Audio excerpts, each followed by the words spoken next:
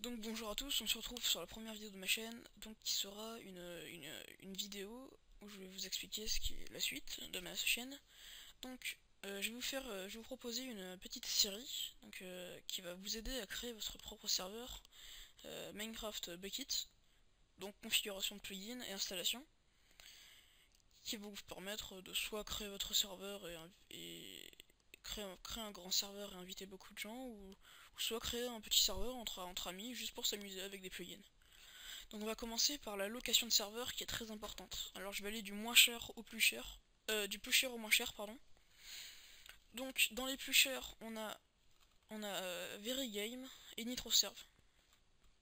Donc Verigame et NitroServe qui sont deux hébergeurs très très chers, mais qui vous permettent de personnaliser votre serveur un maximum.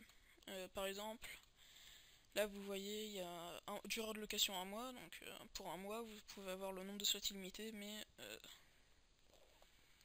taille de la carte illimitée, RAM avec 128 Go, donc ce qui est assez puissant, pour 10€ par mois.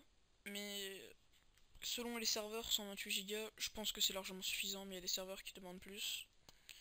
Donc à voir. C'est pas un hébergeur très cher. D'ailleurs, je me suis un peu trompé.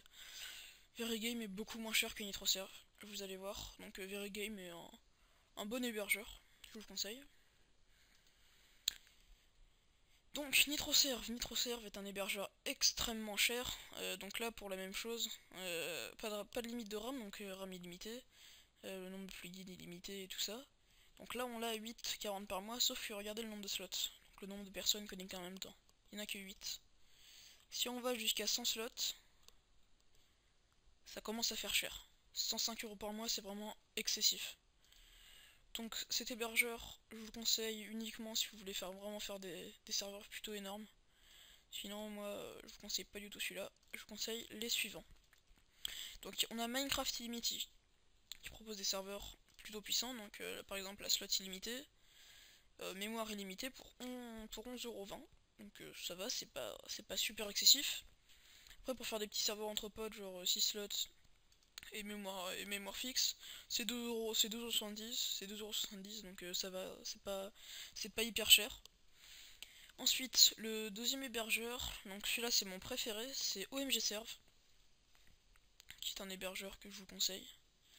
Donc OMGServe vous propose un serveur avec 4 slots et 212 MB de RAM, et ensuite le nombre de plugins illimité et accès à toutes les autres choses pour 1€ par mois. Donc c'est pas du tout cher pour jouer entre potes. Et ensuite, pour faire des gros serveurs, vous avez les offres illimitées. Donc nombre de slots illimité, RAM illimité, plugin illimité et accès à tout le reste, donc Feed the Beast, Techit, tout ce que vous voulez, pour 10€ par mois. Donc ce qui est pas du tout cher. Pas très, et limite pas du tout cher, pour un serveur aussi puissant. Et le dernier c'est Minecraft Mania, donc qui est un bon hébergeur aussi, comme OMGServe, vous allez voir.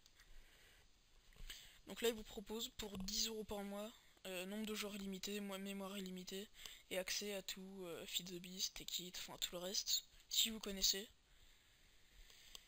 pour 9,99€ par mois comme OMG Serve, donc ce qui est peu cher. Et sinon vous pouvez avoir aussi des petits serveurs, par exemple là gratuit.